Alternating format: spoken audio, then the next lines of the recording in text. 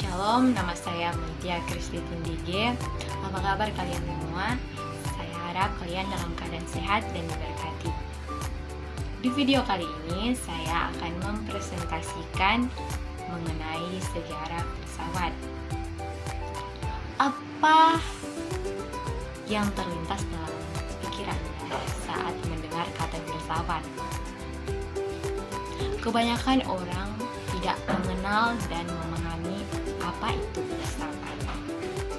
Ada yang berpikir bahwa filsafat itu adalah pola pikir atau pemikiran yang bertolak belakang dengan ajaran agama. Ada pula yang berpendapat bahwa orang yang berfilsafat itu adalah orang yang aneh.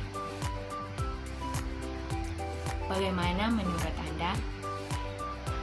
Apakah Anda sependapat? Baiklah, sebelum kita membahas lebih jauh apa itu sejarah filsafat, kita cari tahu dahulu apa itu filsafat. Filsafat adalah ilmu berpikir yang dapat diartikan sebagai berpikir secara mendalam sampai ke hakikat, atau berpikir secara global menyeluruh, atau juga berpikir yang dilihat dari berbagai sudut pandang pemikiran atau berbagai sudut pandang ilmu pengetahuan. Nah, dari pemahaman ini, saya harap kita sekalian mengerti dan memahami apa yang dimaksud dengan filsafat. Asal-usul filsafat. Kelahiran filsafat tidak dapat dipisahkan dengan perkembangan ilmu pengetahuan yang muncul pada masa Yunani. Periode lahirnya filsafat. Yang pertama yaitu masa Yunani. Periode ini sangat penting dan berdampak besar terjadinya perubahan pola pikir manusia dari mitosentris, yaitu pola pikir di mana manusia mempercayai adanya mitos, yang kemudian beralih menjadi pola pikir logosentris, yaitu pemikiran yang mengandalkan kebenaran. Filsafat dalam Sophia yang berarti kebijaksanaan dan kecakapan. Kebiasaan hidup masyarakat dipengaruhi oleh kepercayaan yang kemudian bersifat resmi atau formal yang disebut dengan natural religion. Kemudian pada abad ke-6 sebelum Masehi terjadi pergeseran sistem kepercayaan dari natural religion menjadi sistem kepercayaan cultural religion.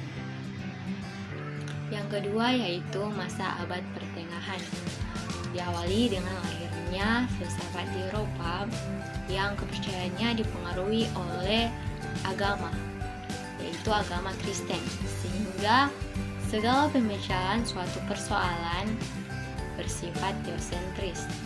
Peralihan masa abad pertengahan ke masa abad modern dalam sejarah filsafat disebut dengan masa transisi, yaitu munculnya Renaissance dan Humanisme yang berlangsung pada abad ke-15 sampai ke-16.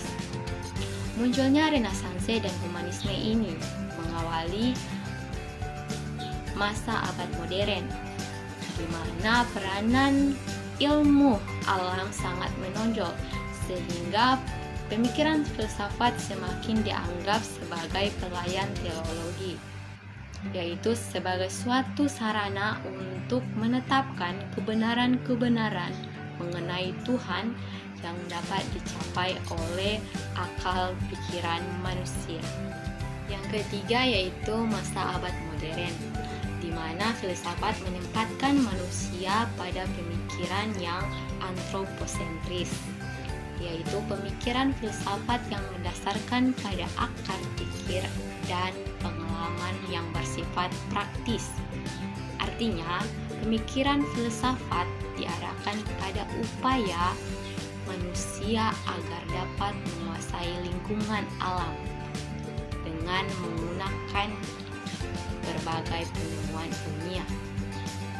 Pada abad ke-18, pemikiran filsafat ini mengarah pada ilmu pengetahuan yang mengupayakan agar filsafat menjadi suatu ilmu pengetahuan yang berguna dengan cara membentuk pengertian-pengertian yang jelas dan bukti yang kuat. Abad ke-19, perkembangan pemikiran filsafat terpecah belah. Ada filsafat Inggris, ada filsafat Amerika, ada filsafat Jerman, dan lain-lain. Yang pada saat itu membentuk suatu kepribadian tiap bangsa-bangsa dengan pengertian dan caranya sendiri. Yang keempat atau yang terakhir adalah masa abad dewasa ini. Filsafat dewasa atau filsafat kontemporer adalah desentralisasi pemikiran manusia pada bidang bahasa dan etika sosial. Lalu muncullah filsafat analitika yang di dalamnya membahas tentang cara berpikir untuk mengatur pemakaian kata-kata atau istilah yang menimbulkan kerancuan, sekaligus dapat menunjukkan bahaya yang terdapat di dalamnya. Kemudian pada paruh waktu pertama abad ke-20 ini timbullah aliran-aliran kefilsafatan seperti neotomisme, neokantianisme, dan lain-lain.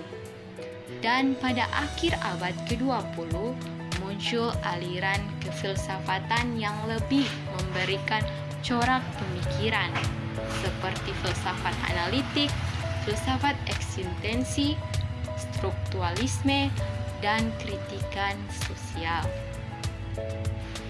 Sekian dari beberapa periode lahirnya filsafat. Kita dapat memahami dan mengerti apa yang menjadi manfaat dari belajar filsafat, yaitu kita dapat memahami dan mengerti dari sisi mana pemikiran itu disimpulkan dan menjadikan kita manusia yang bijaksana. Sebagai penutup, memahami konsep sejarah kelahiran filsafat diharapkan kita generasi yang akan datang menjadikannya sebagai pandangan hidup, sebagai penjelmaan manusia secara total dan sentral, sesuai dengan hakikat bahwa manusia sebagai makhluk yang mutualisme. Sekian dari presentasi saya, diucapkan banyak terima kasih. Shalom.